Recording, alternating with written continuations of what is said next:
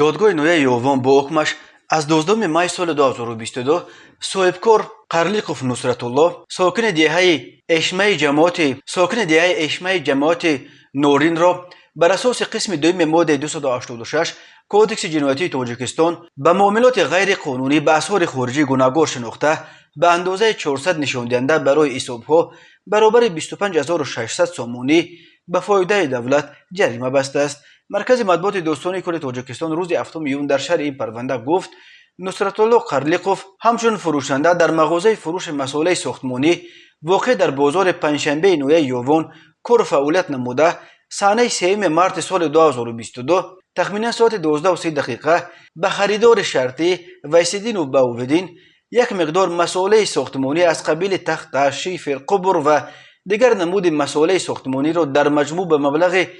33570 سامانی متناسباً به اسعار خارجی $3000 امریکایی نرخ‌گذاری نموده مبلغ $3000 را غیر قانونی گرفته مساله ساختمانیش را به خریدار شرطی نام برده فروخته است. آن خریدار شرطی طور معلوم شد آدم مقامات بوده است و در پی آن داد و گرفت قرلیقوف را دستگیر کردند. پروکورور نویه یووان نسبت به قرلیقوف بر اساس ماده 286 قسم دوم کودکس جنایی جمهوری تاجیکستان پرونده جنایتی آغاز کرده بود. معاملات با اسعار خارجی در تاجیکستان از سال 2015 به این طرف ممنوع گردیده ماده 286 برای چنین عمل همچون جزا جریمه